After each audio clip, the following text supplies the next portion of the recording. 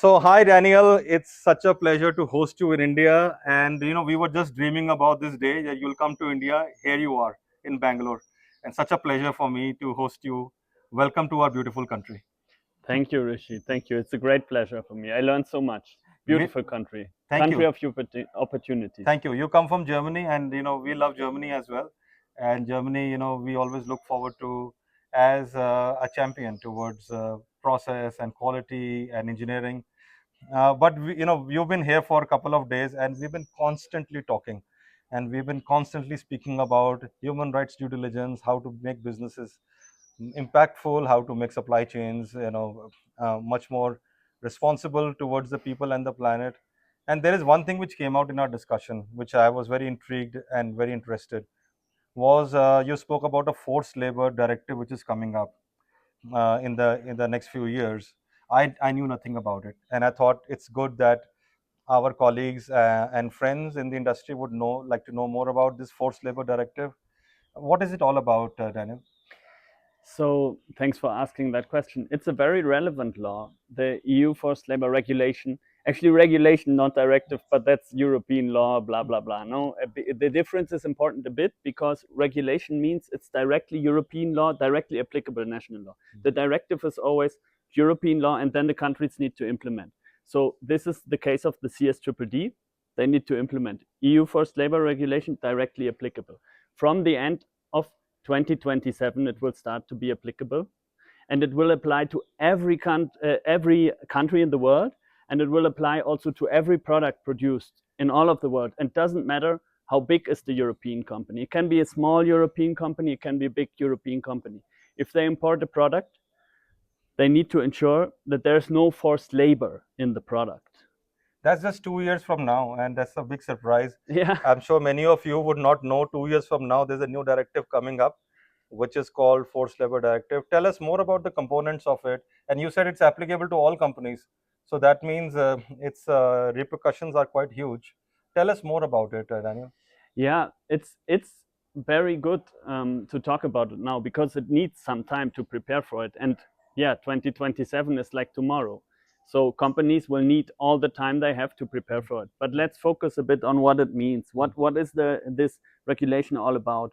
So it says basically in its Article 3, it says no product can be imported into the EU and also exported from the EU. Interesting point, if it has been made with forced labor in any of the stages of the supply chain. So it's not restricted to the first tier of the supply chain, it's the whole supply chain. So would that cover the raw material as well? It would cover the raw material. Okay. If this beautiful Indian kurta, no? Looking at this, yeah, if I would decide with you together, would be a good business plan, importing some nice Indian kurtas to Germany, no, because they are beautiful. So what would we need to do? We would need to focus on the tier one, on the fabrication of the final product of the kurta. We also would have to focus on the spinning mills. There's a lot of problems in spinning mills in India. We would also have to focus on the raw material. And in the raw material, obviously, there's also a lot of problems. The whole supply chain. That's a lot. I like we work a lot in the supply chains and implement human rights due diligence. And supply chains are very complex. And I often say our approach doesn't have to be so complex. We can approach things simply. But India is a growing country. Germany is a big trade partner of ours, and we have many big German companies in India and their suppliers. So I'm sure this will impact all of them. Could you also tell a bit about for the interest of our audience and who are hearing us today, what are the components of a forced labor? Sometimes Yeah. it's very confused in terms of what does it really mean for a Yes, business. yes. Okay, so forced labor, I mean, it says in the law, no forced labor. So maybe now you think, and this was a funny, well, not funny, it's sad actually, but we laugh about it a bit, about the Qatar World Cup, no? There was this case that many said, okay, it's with modern slavery that they are building the stadium. So then Franz Beckenbauer, you know Franz Beckenbauer, no? Famous guy. Yes. He said, no, it's not true. I went there, no one is in chains. What are they talking about forced labor? This is still the perception sometimes, but it's actually forced labor is more complex than that. It's not just people being in chains. It's about working against your will with any kind of forms of abuse or threats. So the ILO has developed some indicators, and the European legislator has cited those. Many indicators But Could you share some of this? yeah, Yeah. yeah, of course. Maybe not all because Mm. it's too many, but maybe some interesting ones. So, for example, restriction of movement. Mm. I learned that this can happen, for example, in textile Mm. in India when they restrict the movement of the women's workers. Mm. This would be an indicator of forced labor Mm. because they are not free to leave.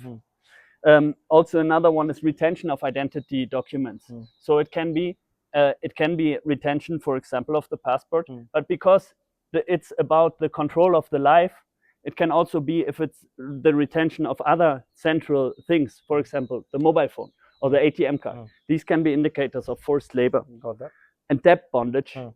Debt Mm. bondage, typical example is recruitment fees. Mm. No, Mm. Mm. if you have very high recruitment fees and the worker has to pay off, let's say 6 months, 1 year, work all that debt off, that can be an indicator.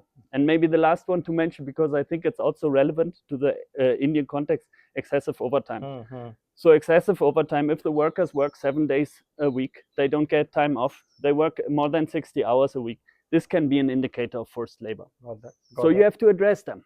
This is what you have to do as a company. Well, thank you for enlightening us, and it's good to hear about the directive and what does forced labor really mean in its requirements, and also the implication which will be in India. So that's good to hear. What do you think EU companies could do? Like you're coming from Germany, what do you think EU companies should be doing? And we know a lot of companies in our network. Any advice for them? Yeah. So the first thing is getting clear what is it all about.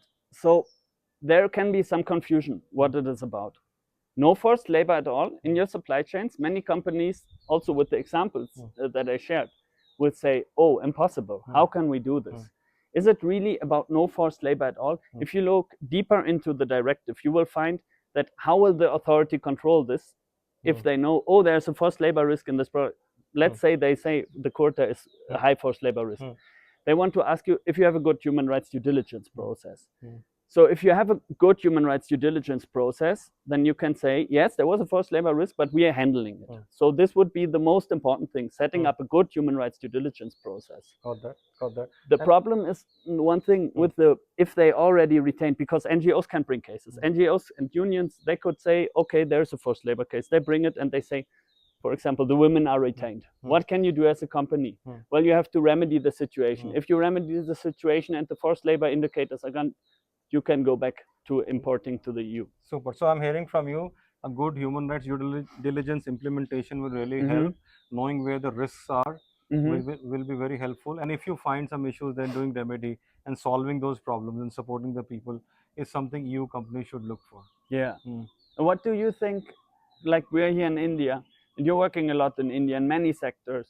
I was wondering, what do you think? What could this mean for India and also for Indian companies, and what can they do right now to prepare for this? Surely, surely. I would also like when it comes to India, the topic of forced labor can get very confused, because we have sometimes this picture of our colonial times, and somebody with a hunter and thrashing people. I think those days are gone now.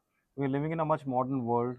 Here, forced labor happens in the ways you explained, which are more in working conditions, overtimes, retention of documents, but more importantly, knowing that which are the groups inside a supply chain which are more vulnerable or they are prone to more risk.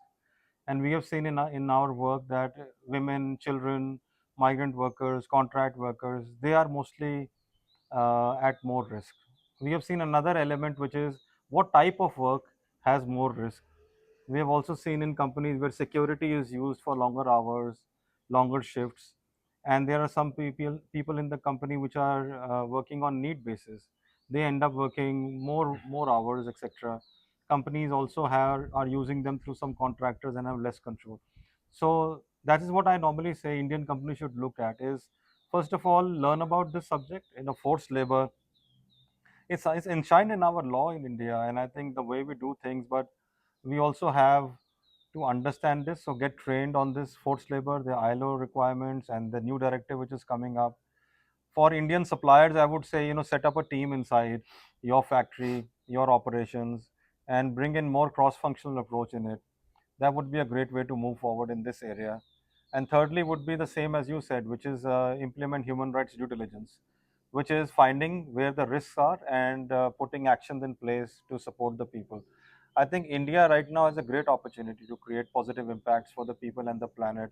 We are signing free trade agreements with many countries, including the EU, and this will obviously bring in much more accountability and responsibility for us. Hmm. Okay, very interesting. What do you think? What will be the biggest challenge in this new in the implementation of this new directive in India for European firms working with Indian suppliers and for the Indian suppliers? What do you think? So as you mentioned, we work with a lot of supply chains in various sectors, almost all sectors of an economy we work in. And I think the biggest challenge we are already observing will also come in CS and the new directive which you're saying about forced labor is the audit mindset. Just looking at compliances and passing audits, and we have seen through numerous examples that this approach is ineffective. What HRDD requires companies, suppliers, supply chains is to implement human rights due diligence, which focuses on continuous improvement. Also, the aspect about breaking down, what needs to be done into smaller steps. And I think businesses understand this very well in terms of their quality, production, but bring those principles which companies are using into human rights due diligence as well. And breaking down the whole journey into smaller steps. Last would be, not look at perfection. Human rights due diligence is a continuous improvement project. It's not a means to an end. And so to look at continuously improving and not looking at some perfect state of play, but looking at bringing improvements as you move along. I think that is the expectation of these directives. That is the expectation of large companies. And suppliers already know how to do this through their various quality management systems and the way operations are done.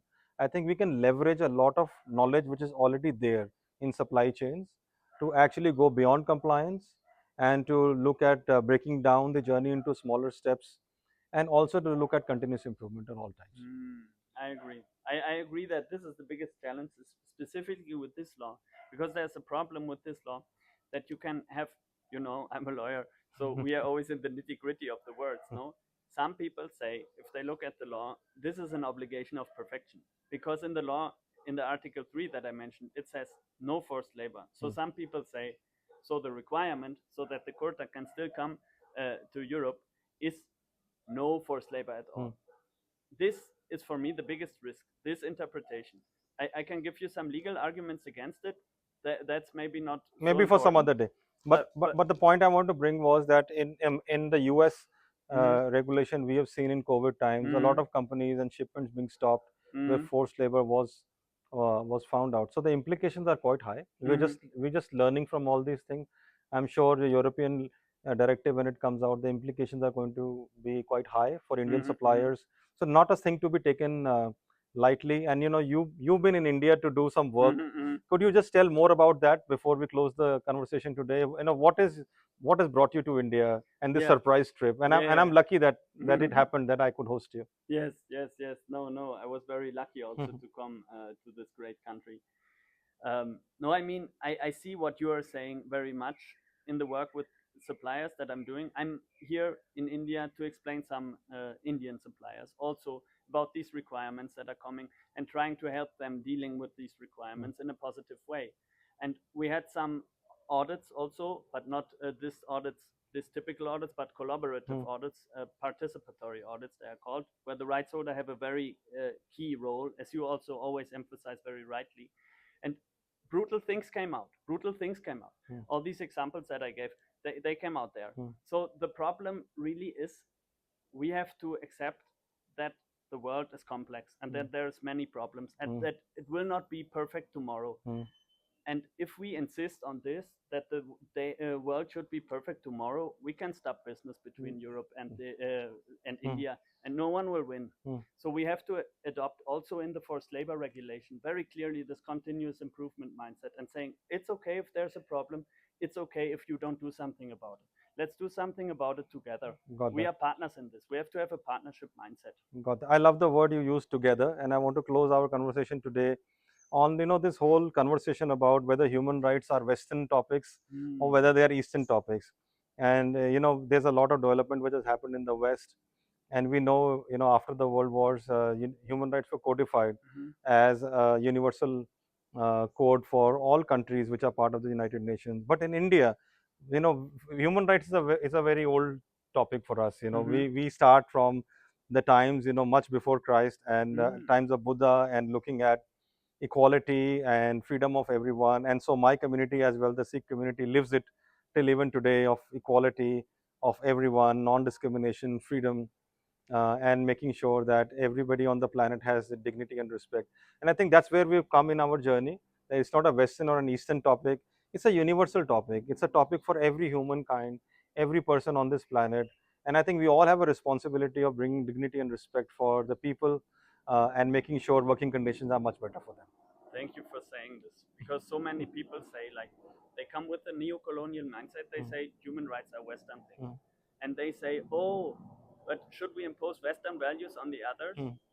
And that's a lie. It's a lie. We built human rights together, from your traditions, from Christian traditions, from African traditions, from Latin American, from Chinese traditions even. It's our common value. We have to protect it together. Thank you for saying. Surely. No, I've said it before, but I want to close with John Ruggies. As I understand, we've had the pleasure of working with him, drafting the guiding principles.